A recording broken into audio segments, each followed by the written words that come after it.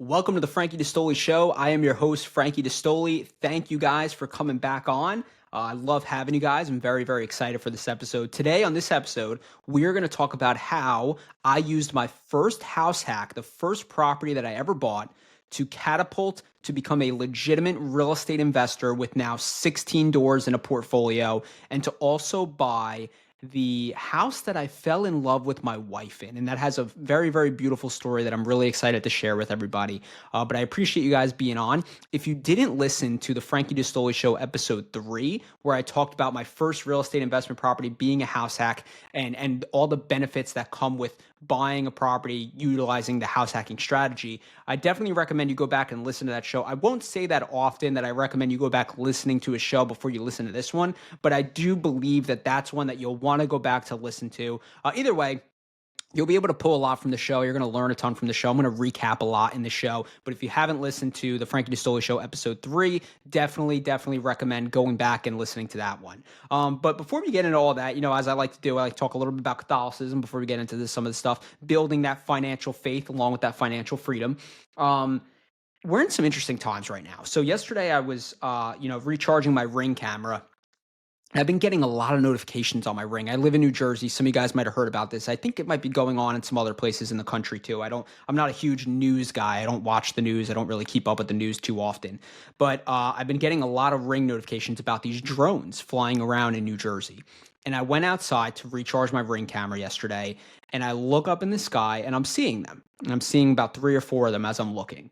And I don't know what it is, right? I'm not going to, get into some controversy about what it could be or what it can't be. All I'm going to say is it was a simple reminder that we live in some pretty crazy times. And as a Catholic, the thought that went through my head when I'm looking at these drones in the sky is I need to make sure that myself and my family get right with God. And I don't mean for this episode to start off very morbidly or to be scary or to make anybody, a little uncomfortable. But the realities of the situation are we're all going about our daily life, right? It's Christmas time, it's Advent season, there's a lot going on. You just never know what's really happening, right? And it's really, really important for all of us to get right with God and to be in a state of grace. And I'm going to start this episode off talking about confession. And as Catholics, and I think it's really, really important that we go and we receive that sacrament, that we have kind of the slate clean. We don't have any mortal sins, anything that's kind of, bearing us down, affecting that relationship with God. And I really want to encourage everybody, take this as, if you're listening to this episode, take this and go to confession.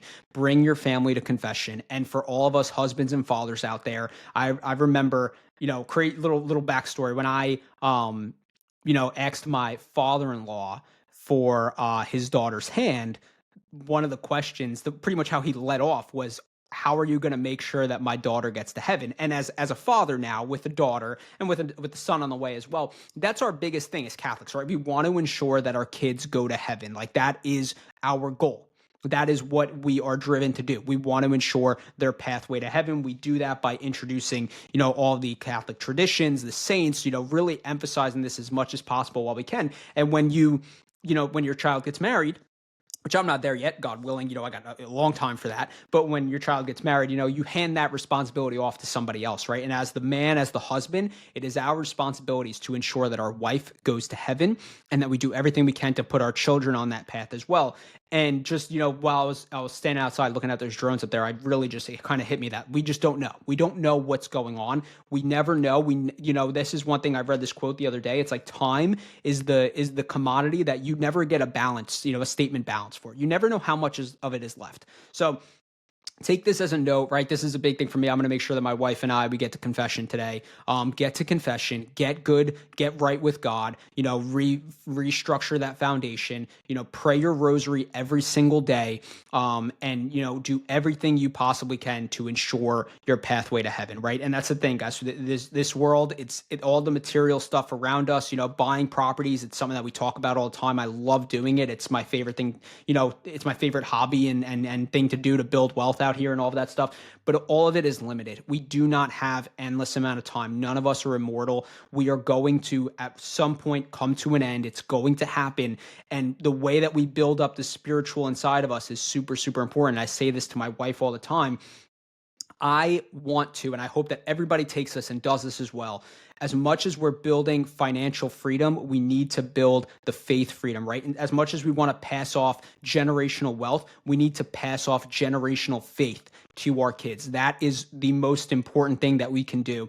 Whether you have everything or you have nothing, you can always have faith, right? You might not have all the money in the world to go buy things, but you don't need money to have faith. If you could pray, you could be good with God, you could be good within yourself, you can ensure your pathway to heaven by doing the things that Jesus tells us about. That is what we should be focusing on. That is what we should be driving and sprinting towards. That's really it, guys. So again, not to start off in a morbid fashion at all, but there's, we need to be doing this stuff.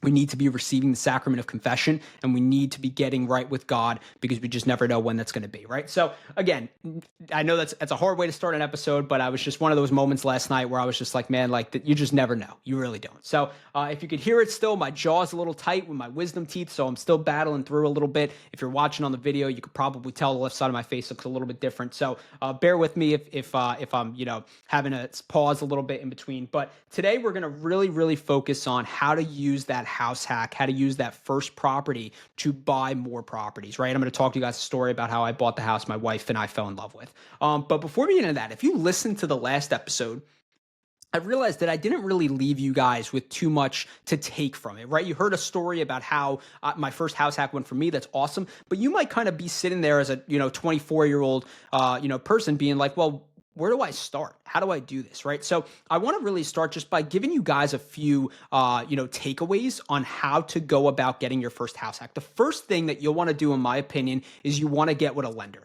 Get with a lender who has experience with, low down payment loans like an FHA loan or a 5% conventional loan. Again, I highly recommend the FHA 203K loan. That, in my opinion, is the best way to utilize a low down payment loan and build equity into your house, right? Put in some work into that property. But get with a lender that has some experience with that, and find out how much you could get approved for. And the reason that is because you want to know what your boundaries are, right? Can you go out and buy a $500,000 quadplex? Awesome. Or are you kind of rolling around that $200,000, $250,000, $300,000 property where you might want to start looking at some duplexes and stuff like that, or some single families that you might house hack each room for? So you want to know what you can get pre-approved for, right? How much can you spend? That's number one.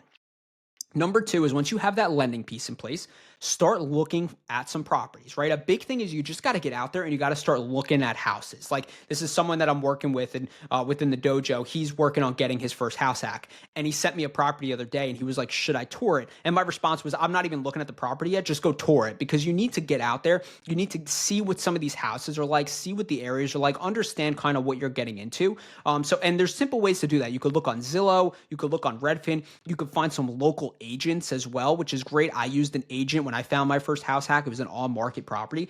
Start talking with some agents. Let them know what you want to do. Hey, I'm looking for a multifamily, or I'm looking for a house that I can come in with a low down payment loan, live in one part of the house and rent out the other parts. Make sure that these agents have some experience doing that. A really good place to find these agents, where you're going to find a lot of the people on your team, is at some local meetups. So if your area has a local meetup, I highly suggest going to that meetup, trying to find some people that have house hack, talk to them about their experience, find some agents as well. After you find those agents, that's when you're going to start looking at some properties. You're going to go on Zillow, Redfin, whatever the case might be, anything that they send you, right? There is also another way to do it. You could do it by generating your own leads, which I will make an episode on in the future about generating leads. If you want to really learn how to generate leads right now, you can go to D'Astoli's Dojo, rei.com. I have a course on wholesaling real estate, but the big portion of that course is really focused on finding discounted properties, which is the biggest win when it comes to real estate investing. But either way, if you're just getting started, I highly recommend find some local agents that have some experience in the house hacking game. Make sure you get your lending piece in place. After that, if you plan on doing the FHA 203K loan, which again, I really recommend, understand that you're going to have to do renovations to the property. So what you want to do is you want to start finding contractors that are FHA approved. You need to have specific contractors that are approved through FHA to do those renovations, right? Now, to my knowledge, it's a simple certification that most GCs will have to pass. If not, they already have it. But a few ways that you could do that is, again, you could go to a meetup. You could try to find some contractors that have worked with some FHA loans, Or you could start posting on some Facebook groups, right? Some of these New Jersey wholesaling, New Jersey off market, New Jersey real estate, and just type in, hey, my name's Frankie. I am looking to purchase my first house hack. I plan on using an FHA 203K loan, and I'm looking for a FHA approved contractor that could help GC the project. Something simple like that. Make sure that you get that out there and you start really understanding that, right? So those are a few of those pieces. Once you have those pieces in place, then you're going to really need to understand how much you're going to need to put down, right? So you might be in a position where you have no money saved. And like I showed you in the example in episode 3, is if you put 20% down on that purchase, the duplex that I bought for $235,000, I would have had to bring like $48,000 to the table, $47,000. But with the FHA 203K loan, I only had to put a down payment of $8,200 down, right? So it's basically a $40,000 swing. Having said that, I still needed that $8,200, right? Which at that time, I had just, spent tens of thousands of dollars on an engagement ring. I was saving money for a wedding. So even though it was still a low down payment, it wasn't like I had it just readily available, right? I still had to make sure that I had that separated. I had the money for it. I was able to purchase that. I was able to put it down. So you're going to want to know that. And this is a simple question with your lender, right? Hey, how much am I pre-approved for? Let's just say you're pre-approved for $300,000. Great. If I were to buy a duplex for $300,000, what would be my down payment? Can you put together kind of a brief synopsis of how much I would pay in closing costs, what my title fees might be, and then what my down payment will be, so I know exactly how much money I need to bring to the closing table, whether that's, $10,000, $15,000, $20,000, whatever it might be, right? So you want to know that, and you want to make sure you put yourself in a position that you're saving money adequately to get into that down payment portion. So that's really the steps, guys, is find your lender. Make sure you work with a good FHA lender, a good low down payment lender. Find your local agents or do some form of lead gen yourself. Find an FHA, approved contractor if you are planning on doing the 203K loan and wrapping some renovation into it, which I highly recommend. And make sure you are starting to save money for your down payment, right? So those are your takeaways for, getting into your first house hack deal. And a lot of that coincides with takeaways to buying any real estate investment property at any point in time. So like I said, I'm going to talk to you guys a little bit about a quick story. So my wife and I, you guys heard probably the backstory if you listen to Frat Star to Father episode 1, a lot of it. But we started dating, and she had lived in an area in South Jersey called Oakland, New Jersey. And what I didn't realize at the time is she was actually kind of a victim, not necessarily a victim, but like she was a part of a house hack. Now, it wasn't her house hack. She was renting a room. So her the roommate's parents owned a 3-bedroom property. And she was renting one of the rooms for $700 a month. So the roommate's parents had a mortgage payment. She was living in the house. The roommate worked in South Jersey. And my wife was renting one of the rooms. They met off Facebook. And she was renting one of the rooms for $700 a month. And that $700 went towards the mortgage payment, which cut that expenses in half, or whatever the case might have been for her roommate and stuff like that. So they had lived in this house. Now, my wife and I first started dating. I would come down to this house and I knew nothing, guys, nothing about this area. I was a North Jersey boy, a New York boy, right? Like I knew Hoboken, Jersey City. I knew New York City. Like that was my vibe. For me, as a Giants fan, as a Mets fan, I was like, yeah, I don't really roll with Philly, right? Like I'm not a big fan of that stuff. My wife lived 10 minutes outside of Philadelphia. And, when we started dating, I was coming down to this house and I automatically just kind of fell in love with the area. I was like, wow, this area is like really cool. It's 10 minutes outside of Philly. Philly's actually a really cool city. Am I a huge fan of the sports teams? Maybe not, but the city itself is really pretty. There's a lot of historical features that I really like, right? There's a lot of good vibes to it. It was very small town vibes, right? The area that she was in, there's a block called Haddon Ave. And the block is just really cool. It's got a lot of quaint shops and restaurants and coffee shops. And it was just nice. Like I enjoyed kind of the laid back culture down here. And it kind of geared me a little bit towards like, you know what, I think I could kind of see myself starting a family down here and living down here. At that point, I also started learning about real estate investing. And what I realized is properties are a lot cheaper down in South Jersey than they are in North Jersey, right? Which usually when you have cheaper properties, not always, but it means the barrier to entry is a little bit lower. So the pieces were kind of coming together. The puzzle was kind of coming together a little bit and I kind of started, migrating my mind towards moving down there and all of that stuff. And again, if you've listened to Frat Star to Father, you understood that I left medical device sales. I jumped into a real estate investment company that was based in Philadelphia. And that kind of, helped me make that transition to eventually move down here. So, but as this was all going on, we were living here. well, we weren't living together. My wife was living here. I was coming and visiting a lot. I really just fell in love with the area, and we made a lot of great memories in the house. Right? We cooked in the house. We hung out in the house. All this stuff. We made a lot of memories in the area and all that stuff. And Memorial Day weekend of 2021, my wife ended up leaving and moving back to Jackson to live with her parents. Right? And it worked out great for us because I was still living in Jackson with my parents. We were 10 minutes away from each other instead of an hour.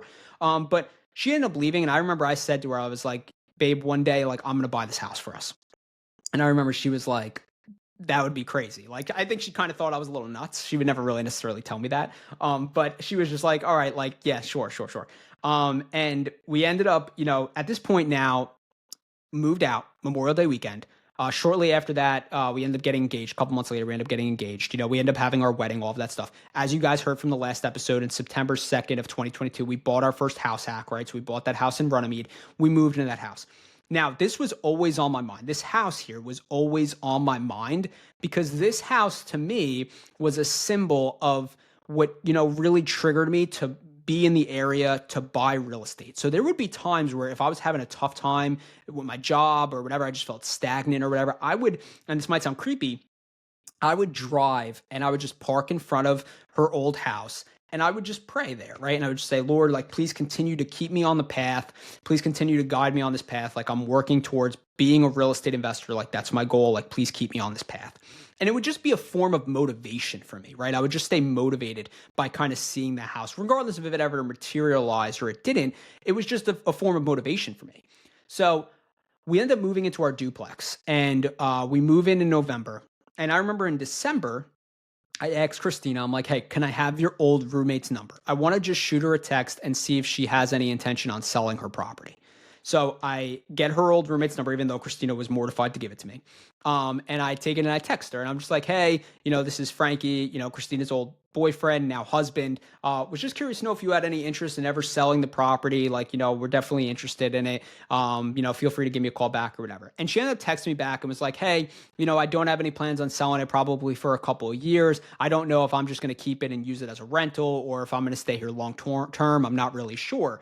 I was just like, okay, cool. But like, little did I know, like, God was already working on that situation for me. And also, guys, at the time, I really didn't have the means to buy it, right? Like, I just spent the down payment money on this duplex. We had literally just moved here.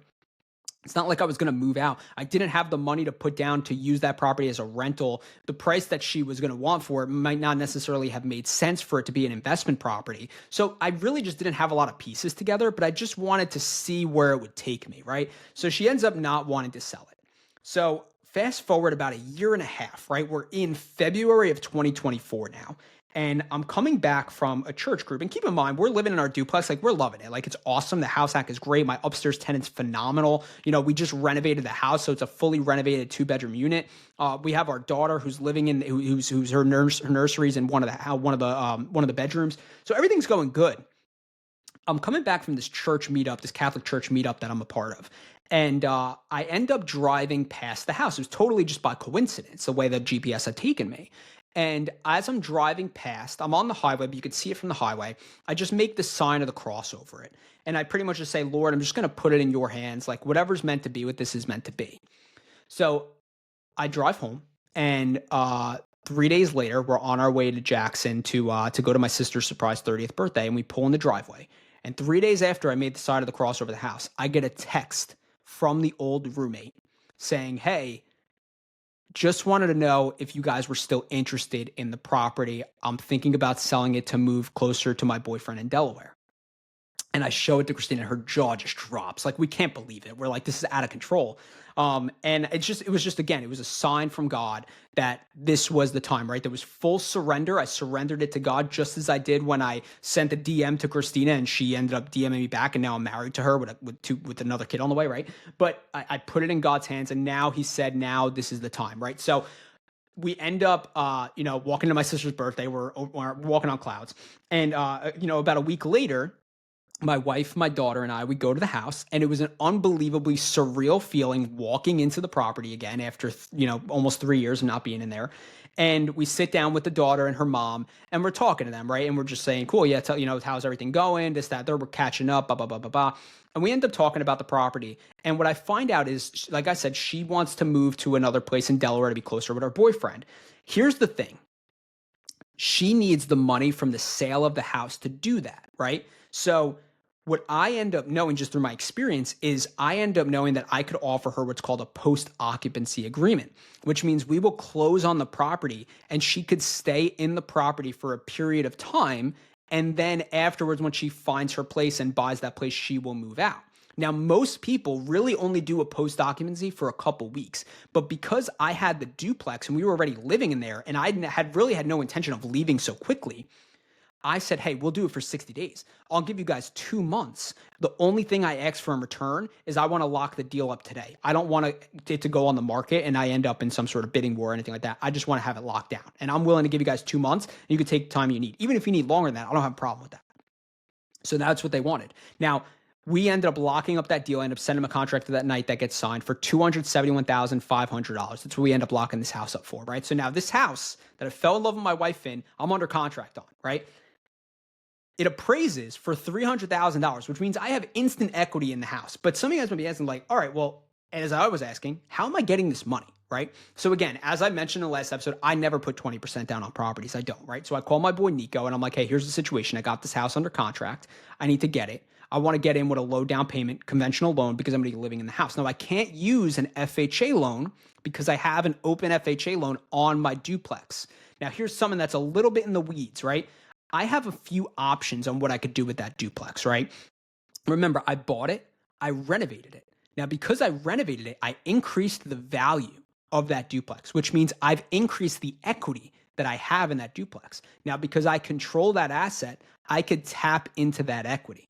So at this point, if I'm buying that house for $271,000, I'll show you guys right now, 271,500 times 0.05. So the conventional loan that I'm using is a 5% down loan.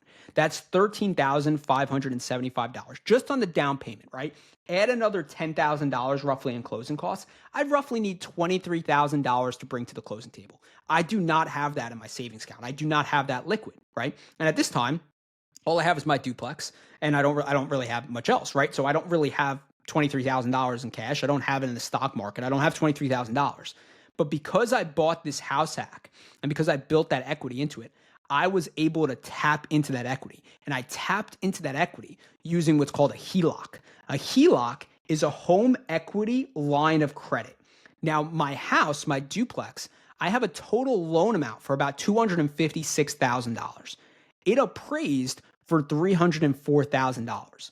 When I pulled out this home equity line of credit, I got a line of credit for $30,000. Boom. There's the $23,000 I need to buy this house. So because the house hack that I bought about a year and a half ago at this time, because of that house hack that I bought, I now had the down payment money to buy the house that I fell in love with my wife in. So we end up getting it under contract. I end up using this 5% conventional loan. I have a HELOC that I'm able to pull on my house that now gives me the money I could put down as a down payment. And we end up closing on this house that I fell in love with my wife in. And here's the craziest thing, guys. Although the story is crazy within itself. We close in April. The old roommate ends up moving out beginning of May. We move in Memorial Day weekend of 2024, exactly 3 years after my wife moved out and after I told her that I was going to buy the house. It's just, it's a story of divine intervention. There's no other way to put it. And this is what happens, guys, when you combine faith and focus, right? You focus, you continue to push, you do the right things, you do everything you can in your power to make things happen, but then you surrender it and you put it in God's hands. So now here's another portion of that, right? I used this house hack to buy my new primary. And what did I do, right? So now I have this $30,000. I paid $23,000 towards the down payment on the new conventional loan that I used that I now moved into this house. So we move into this house. Now I am prepping my first floor duplex, the 2-bedroom that my wife and I lived in, to be rented, right? So I'm doing a few things, just some minor touch-ups in the house. And I list it for rent. Now, I end up getting a tenant for $2,500 a month on that 2 bedroom. So let's do a little math here, right? If you guys remember from the last episode, my mortgage payment on that house hack was $2,178. I'm getting $2,500 from that bottom floor unit. Now, the top floor unit was paying $1,075, $1,075. But because she's been there for a year, I was able to up her. So I up her $50. So now she pays $1,125. So $1,125 plus $2,500 is a total of $3,625. How much is my mortgage payment? $2,178, right? So I make roughly, if you take $3,625 minus $2,178, I'm making roughly $1,447 in gross cash flow on the property. Now that's not net, right? I do pay some utilities on the property. I pay probably about $300 in utilities. And because I have the line of credit, I have to pay every month about $300 on that line of credit because I pulled that against the house. So if you subtract out that 300, really I make about net cash flow of $847 aside from anything I put away in reserves, right? So if you take away more in reserves, it's really about $700. But here's the beauty. That's $700. Great. I get to apply to this mortgage payment if I choose to, which is $2,400. So now I live in a 3-bedroom house, the house I fell in love with my wife in, and I pay roughly minus the $700. I pay roughly $1,700 for it, right? $1,800 for it. And that's the beauty of using a property that you bought, tapping into that equity to buy another property. And again, I would have never necessarily bought a new primary residence because I had no intention to. We were doing totally fine in the house hack. We loved the house. I loved the area. It was great. It was one of the best houses that I came across.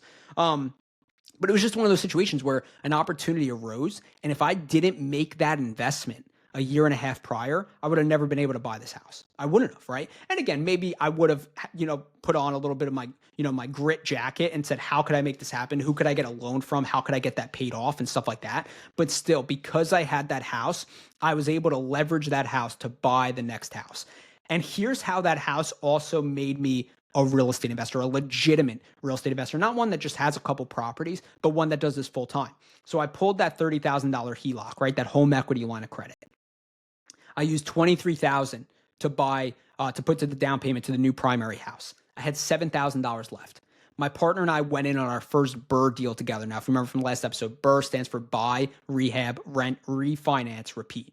We bought a single family house, a 3-bedroom single family house that was distressed. We bought it for $58,000. We used what's called a hard money loan, which I'll talk about in the future. I plan on having a few hard money lenders on the show. It's a short-term loan, right, that really focuses on the asset rather than like your credit and your W-2 income and all that other stuff. So we had a down payment on that loan. We paid 15%. The highest I ever put down on a property will be the highest I ever put down on a property. But we put 15% down, which was a total of $14,000 with closing costs and everything. That other $7,000 and that $30,000 home equity line of credit went towards that house. Now, because my partner and I bought that house and we rehabbed it and we rented it out and we refinanced on it, we were able to tap into the equity in that house, which 3 months later gave us a check for $21,000, which allowed us to go buy another property. And after this point, we started scaling our portfolio, and within 8 months, we had 16 doors within that portfolio of D&D equities.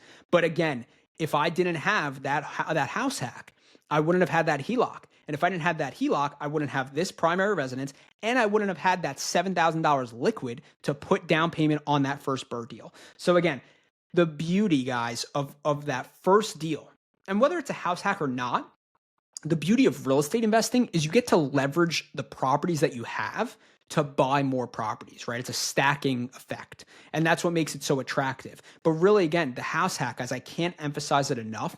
It's investing on training wheels. There's so much beautiful things that come with it, right? You get landlord experience, you get renovation experience, you get to get into a property, a great asset, right? For a really, really low down payment. I know a buddy of mine that bought a house hack. He bought it in Fishtown, Philadelphia. It's a great pocket of Philadelphia. Expensive properties over there. He bought the house hack. He grabbed a couple of his college buddies that were looking for rooms and he rented it out to them, right? It's so smart, guys. It's these things that you could do that could totally change the outcome of your financial future. And again, this is stuff that you don't learn in school, right? They don't teach you this in school. It's on you. It's your responsibility to go buy those books, to sit down and read those books, to listen to those podcasts, to seek out mentors I would not be where I am today if it wasn't for mentors, guys. I'll shout out Rob Fink, Marcus Gates, two of my mentors in real estate that have really, really helped me become who I am. But like, you got to seek that out, right? This is stuff that isn't handed to you. You need to go find it. You need to make it your priority, your prerogative to go find that stuff. And that's what's going to help catapult you to the next level, right? And I remember when I was doing the house hack, no one in my inner circle really understood it. My father-in-law, he's a little more entrepreneurial. He kind of saw what I was getting into and he was like, yeah, that's really smart. But for the most part, everyone around me, my parents who I love to death, they didn't think it was not a smart decision. They just didn't really see how smart it was until they saw the outcome. And then it's like, wow, like that is crazy, right? And again, guys, this is stuff that they're not teaching you in school. They're not going to teach you in school. They don't necessarily want you to know these things, right? And it's your responsibility to go out and to learn and to really educate yourself and then execute on the education, right? It's one thing to read. It's one thing to get stuck in analysis paralysis. You need to execute. You need to take action. So that's the show today, guys. As always, make sure you are praying your rosary and you are buying your real estate, right? Secure that financial faith, secure that financial freedom, continue to expand and grow in your faith and in your financial freedom. And I look forward to seeing you guys on the next episode. Peace out.